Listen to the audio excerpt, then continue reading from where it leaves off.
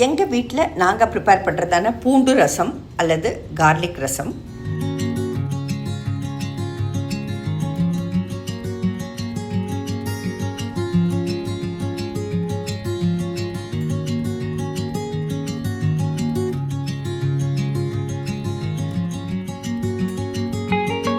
ரசப்பொடி, எங்கள் வீட்டில் எப்படி ரசப்பொடி தயாரிப்போம் அப்படிங்கிற வீடியோவும் நாங்கள் போட்டிருக்கோம்.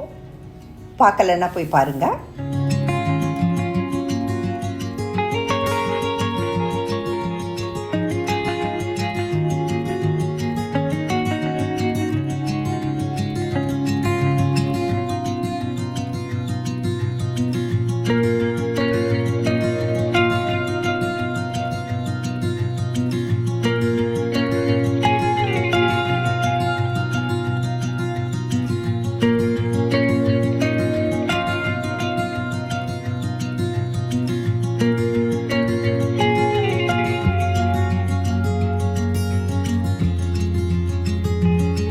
ஒரு இழுப்பக்கரண்டி, இழுப்பக்கரண்டி எடுத்திருக்கேன். அதில் நெய் போட்டு அதில் துண்டுகளாக அரிஞ்சதான மலைப்பூண்டை போட்டுட்டு நல்லா அப்படியே நெய்யில் அந்த மலைப்பூண்டை விதமான சூட்லேயே நம்ம அடுப்பை வச்சு அப்படியே வதக்கலாம்.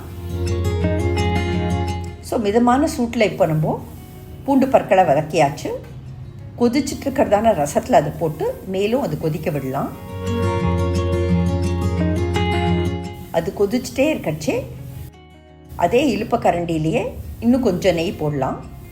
போட்டுட்டு அதில் கடுகு நல்லா வெடித்து வச்சு, ஒரு டீஸ்பூன் ஆஃப் சீரகம் நல்லா பொரிஞ்சு வரைச்சி, தனியாத்தூள், ஒரு டேஷ் ஆஃப் பெருங்காயமும் நல்ல நெய்யில் வறுபட்டால் ரசத்துக்கே ஒரு நல்ல வாசனை இருக்கும்.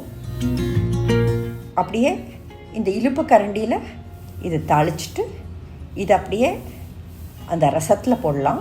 நல்லா கொதிச்சுட்ருக்கிறதான ரசம். துவரம்பருப்பை நல்ல மஞ்சள் தூள் சீரகம் சேர்த்து வேக வச்சுட்டு, அந்த துவரம்பருப்பு தண்ணி கொஞ்சமாக துவரம்பருப்பு அது நம்ம ரசத்தில் சேர்க்கலாம். ரசத்தோட கன்சிஸ்டன்சியை நல்லா அட்ஜஸ்ட் பண்ணிவிட்டு, இனிமேல் ரசம் பொங்கி நுரைச்சி வரணும். ஸோ மிதமான சூட்லேயே நம்ம ரசத்தை கொதிக்க விடணும். இப்போ நல்லா பொங்கி நுரைச்சி வச்சு அடுப்பை ஆஃப் பண்ணிவிட்டு கொத்தமல்லி தழைகளை தூவி இறக்கணும். வேல்யூ ஆடடான பூண்டு ரசம் ஹெல்த்தியாக சுவையாக தயார்.